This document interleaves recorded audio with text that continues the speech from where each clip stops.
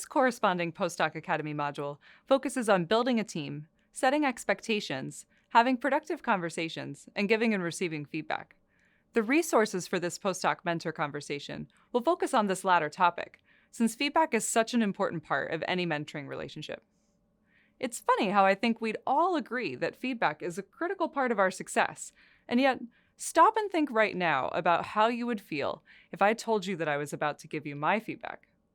Pulse racing? Few of us are filled with happiness and joy when someone tells us that they would like to offer us feedback. Feedback is the action of providing someone with information about their work outputs or specific behavior, emphasizing strengths and areas of improvement, and providing continuing support to induce positive and long-lasting change in their way of doing something.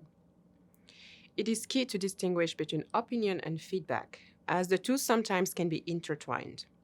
Opinions are not always rational or evidence-based. Feedback should be rational and should have a goal that is focused on achieving something productive. Finally, opinions are completely intertwined with who we are, our own experiences, background, and identities. Feedback should always support the person or people receiving it instead. Who are they? How do they like to work? How can they be successful? In their article, The Feedback Fallacy, Marcus Buckingham and Ashley Goodall describe 3 common misconceptions about effective feedback. The first is that you are aware of other people's weaknesses more than they are, and that the best way to help them is for you to show them what they cannot see for themselves through your criticism.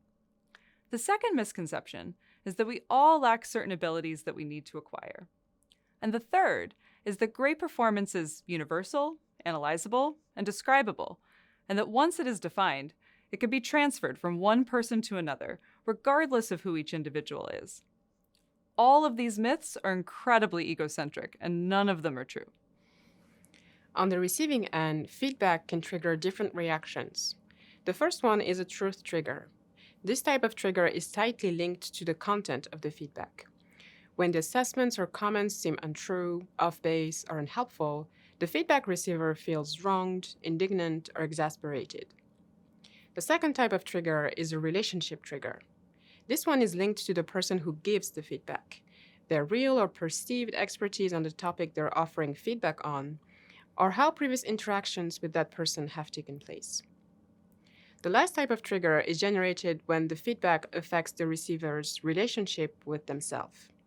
Regardless of the content of the feedback or the way it's delivered, it causes their sense of self to come undone. As a result, they may feel overwhelmed, devastated, defensive, or off balance.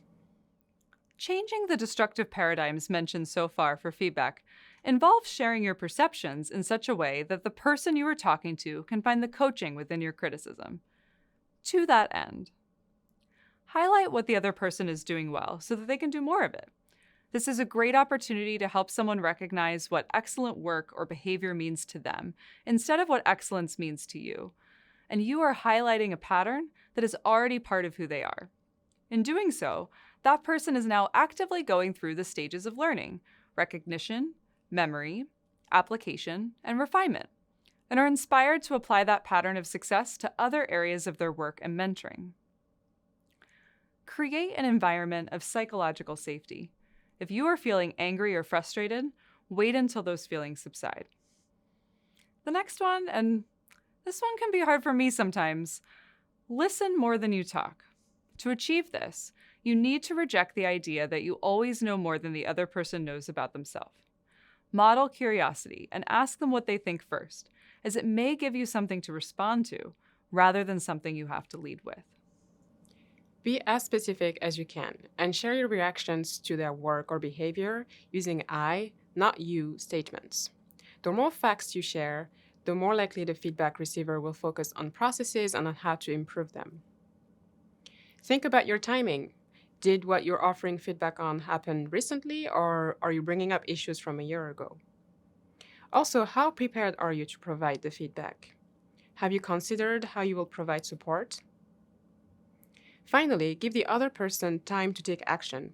Positive feedback usually doesn't take long to implement, but change takes time.